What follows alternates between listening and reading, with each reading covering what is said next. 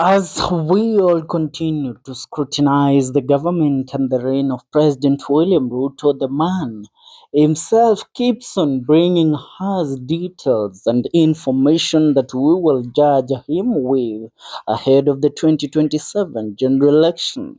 As of today morning, an article was publicized on the Nation newspaper, and the article was in regards to millions and billions of money that President William Ruto is currently stashing in foreign countries, evading tax in the country, and this money has been collected through bringing in foreigners in the country. Now, according to a detailed report that was publicized by The Nation today, it revealed that President William Ruto has hidden a 6.5 billion from last year's e-visa system introduced by President Ruto's government.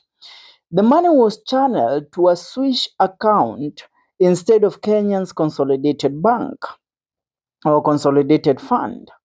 The details emerged after a fallout between the government and the firm Travisory Border Security SA, which was awarded the e-travel authorization services deal.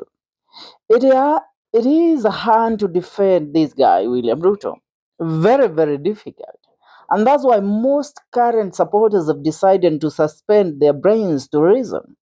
Now, number one, as of today, we have had a lot of exposes. One, the Medihill Hospital, which is linked to international organ trafficking network, in shocking state report. Now, this Medihill Hospital is linked to one who?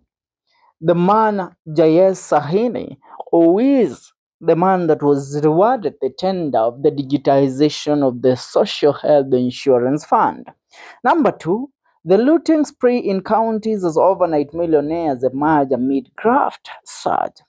Now let's speak about what the spokesperson of the government, Isaac Mwahura, uh, aimed to say in regards to the report of the billions in Swiss bank. The government spokesperson, Mwahura, confirmed that ETA fund were routed through Swiss account during the pilot phase. So, were the billions collected during this phase returned? Do our law allow bypassing the consolidated fund for pilots? Now, this clarification admits more than it clears. Now remember what you see wajinga bwana. The questions are, who are the owners of that company that Ruto was dealing with?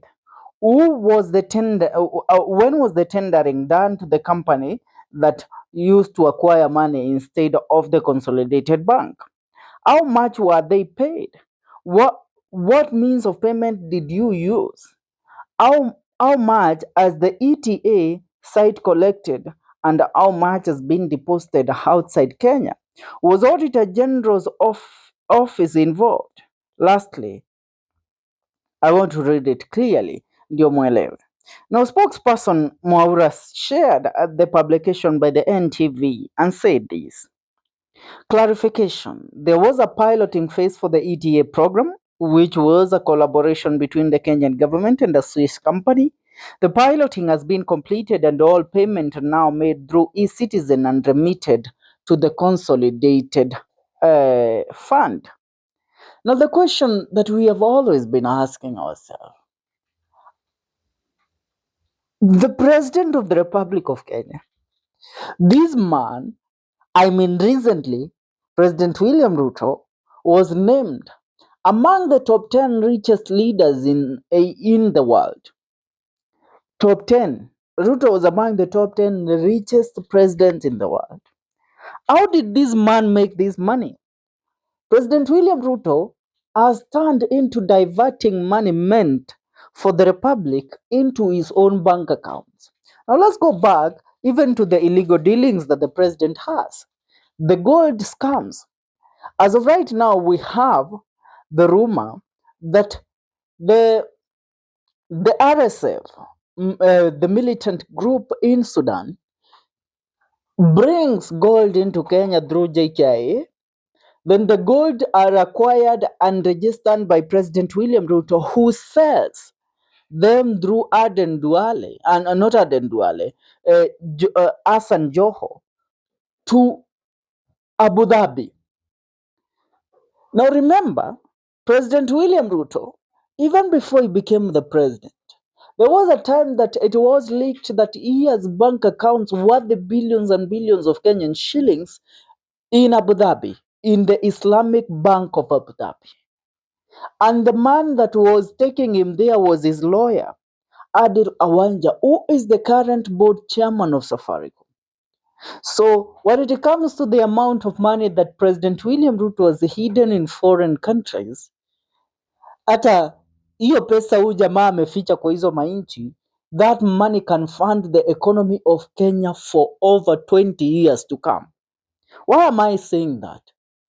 The Ruto you all see, I mean, if Kenyans were so naive to accept that the president has always been right and the president means the best for the people of this republic, then tungekuwa tumejikoroga na kujikaranga na mafuta yetu sisi wenyewe. Because President William Ruto is not what he seems to be. This man, on their Adani deals, Ruto walked away with billions and billions of shillings, over 500 billion Kenyan shillings. When it comes, there is the current deal of building up a gas plant in Mombasa. That deal was meant for the Kenyan Pipeline Authority, I think, but that deal was given to a private company in Nigeria. The private company has links to him and his son-in-law, Alexander Ezenagu. Are we together? These are just some of the deals, and these deals generate about a trillion each. Tell me of the amount of money that this man has hidden outside the country. Acha achana tu na hii 6.5 billion ambayo imeonekana kule Swiss. No, that is a small amount of money. You know, they were scrutinizing Uhuru Muigai Kenyatta over the Pandora Papers exposure. But when the dossier of President William Ruto's asset hidden abroad, when it comes out, I bet this country, you will have to go to the streets. Itawabidi muingie kwa street because the man has siphoned, he has drained the economy of the Republic of Kenya, and I dare say completely. The country has been fired to the doors.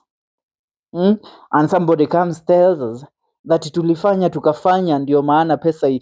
How can our money, pesa ambayo inatakikana kuwa ni pesa ya raia wa nchi ya Kenya, ikifund economy ya nchi ya Kenya, munaichannel to a foreign bank account? Which country does that? I really want to hear your comments in regards to this. Achia maoni kwenye comment section. See you in our next video. Remember to subscribe. This is the Kenyan Daily Report.